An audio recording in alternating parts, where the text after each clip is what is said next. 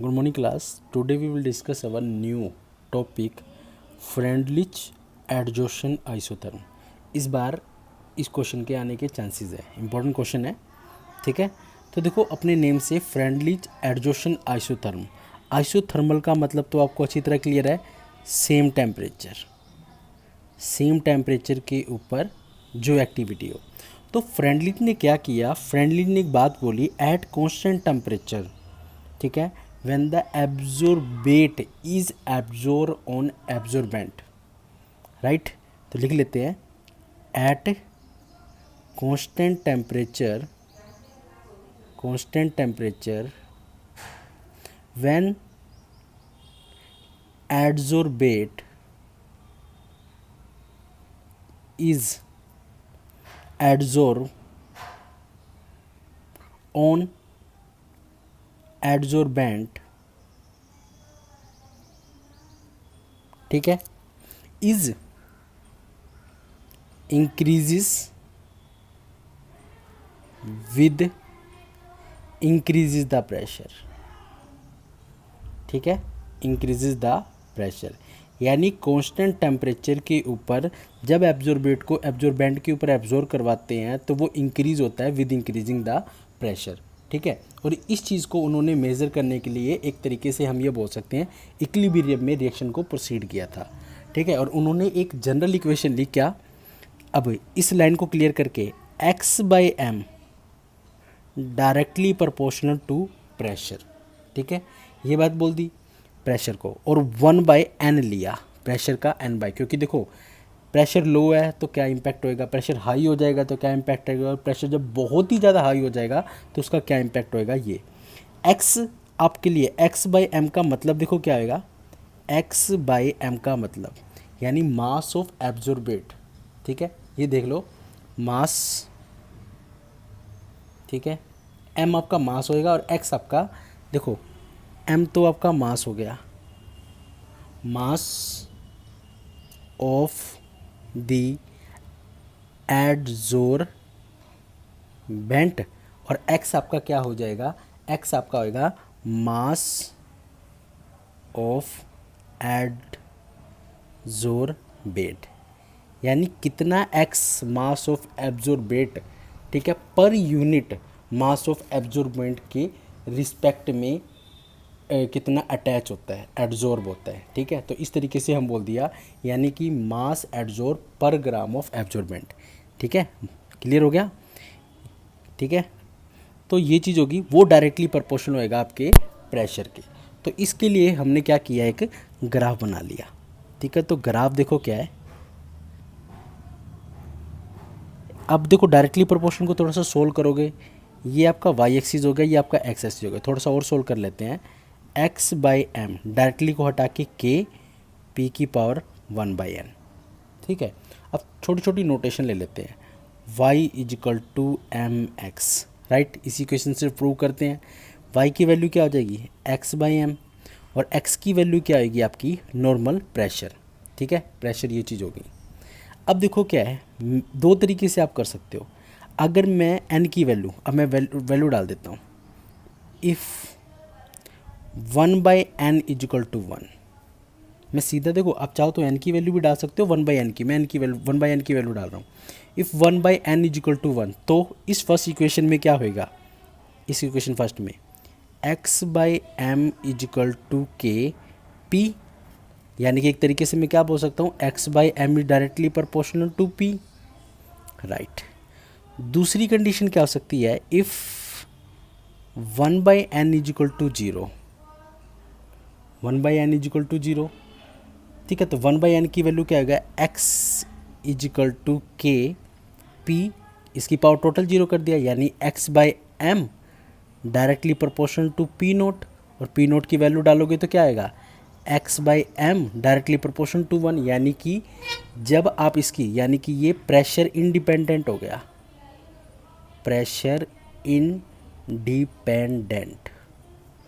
अब आपको दो चीज़ें ऑब्ज़र्व होंगी, यानी कि प्रेशर 1/n की वैल्यू 1 से लेके 0 तक, ठीक है, यानी कि 1 एक तरीके से क्या बोल सकता हूँ 1/n मैक्सिमम हो गया और 0 आपका, यानी कि इन दो की वैल्यू तो पता लगी कि 1/n मैक्सिमम के ऊपर तो आपका डायरेक्टली प्रोपोर्शनल हो गया।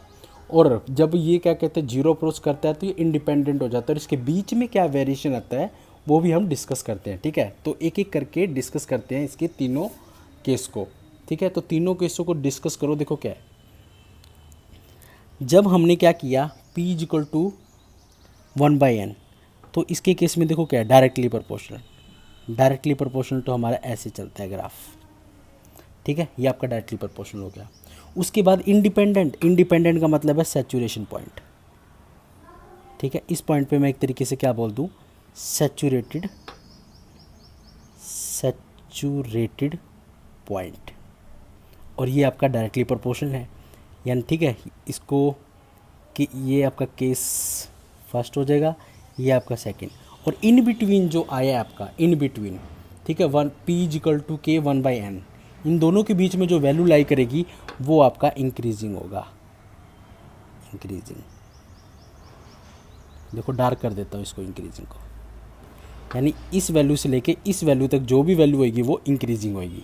यानी पहले डायरेक्टली जितना अपने x/m एब्जॉर्ब हो रहा था एट कॉन्स्टेंट टेम्परेचर पर, यानी प्रेशर कम होगा, धीरे धीरे इंक्रीज करते जा रहे थे। ठीक है, उसके बाद क्या हुआ, इस पॉइंट के ऊपर क्या हुआ, जैसे जैसे आपने प्रेशर इंक्रीज़ किया वो और ज़्यादा इंक्रीमेंट हो गया। ये डायरेक्टली प्रोपोर्शनल था, फिर इंक्रीज़ हो गया, फिर उसके बाद क्या हो गया, कितना मर्जी आपने प्रेशर बढ़ाया कोई फ़र्क नहीं हुआ। ठीक है, वो सैचुरेशन पॉइंट आ गया। ठीक है, सैचुरेशन पॉइंट यानी कि उसके ऊपर क्या हो गया, कोई भी इम्पैक्ट नहीं आया। क्लियर है, इसको हमने किसके रिस्पेक्ट में डिस्कशन कर दिया, एट हाई प्रेशर। ठीक है, ये आप नोट कर लेना इसको, at high pressure, high pressure, और ये आपका लो प्रेशर हो गया, और इन बिटवीन के अंदर वो इंक्रीमेंट होता, जैसे जैसे आप प्रेशर लगा रहे थे वैसे वैसे ये चीज़ क्लियर हो रही थी। ठीक है, ये एट लो प्रेशर के ऊपर ये हो जाएगा, हाई के ऊपर ये, और लो से बीच के बीच में इंक्रीमेंट हो रहा था। ठीक है, ये चीज़ आ गई हमारी ये। तो जब इंक्रीमेंट को भी अगर आप थोड़ा सा डिफ़ाइन करो तो क्या बोल सकते हो, इंक्रीमेंट के अंदर जब डिफ़ाइन करते हैं ना, देखो आपको सबको पता है कि टेम्परेचर, ठीक है, एकदम से टेम्परेचर को कांस्टेंट रखना मुश्किल हो जाता है। लो के ऊपर हमने नोट कर लिया, वहाँ पे हमने थोड़ा बहुत टेम्परेचर कांस्टेंट रख लिया।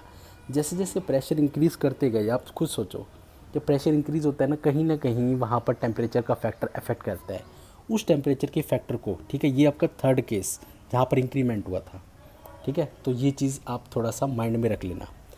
और अभी इक्वेशन फर्स्ट, ये जो आपकी दे रखी है इक्वेशन नंबर फर्स्ट, ठीक है, इसको हम दोबारा ले लेते हैं दोबारा। तो जब हमने इसको दोबारा लिया, क्या था हमारा, x/m is equal to k p 1/n, right. अब इसमें log लगा दो, log। ठीक है, डायरेक्टली आपने इसमें log लगा दिया। log लगाने के बाद आप क्या कर सकते हो, ठीक है, वैसे हम नेचुरल log लगाते हैं, हमारा ln x/m is equal to ln k p 1/n। तो ये हमारा ln x/m हो जाएगा। ठीक है, और ln मल्टीप्लाई में होता है तो क्या लिखते थे, प्लस का प्लस ln p 1/n, और आपको पता है लॉ की प्रॉपर्टी के अकॉर्डिंग n आगे बाहर आ जाएगा। ठीक है, तो ln x/m। देखो अब एक चीज़ समझो, ये ln को नेचुरल लॉग में कन्वर्ट करोगे तो 2.20 यानी कि इधर 2.2303 कॉमन आएगा, इधर भी कॉमन आएगा, तो मैं इसको सीधा लॉग में ले लेता हूँ। एल जी लॉग के पावर आगे आ जाएगा 1/n ln p। ठीक है, तो ये आपका टोटल फॉर्मूला ड्राइव होता है। तो चाहो तो इससे भी एक इक्वेशन बन सकती है, y equal to mx plus c। ठीक है, तो y आपका ये हो जाएगा, m स्लोप 1/n, प्रेशर के रिस्पेक्ट में लॉग के, इंटरसेप्ट करके आप बना सकते हो। देखो इंटरसेप्ट क्या बनेगा, ये y ये x, y की वैल्यू ये टिक कर दी मैंने डबल, मैं लिख देता हूँ y, m आपका पता ही है। ठीक है, ये आपका स्लोप, ये आपका ln k हो जाएगा। स्लोप आप इंक्रीमेंट लगाओगे क्या, m इक्वल टू 1/n, ये आपकी स्लोप हो गया, और ये आपका पता ही आपको एलओजी लॉग पी। ठीक है, तो ये थोड़ी सी और क्लियर होगी।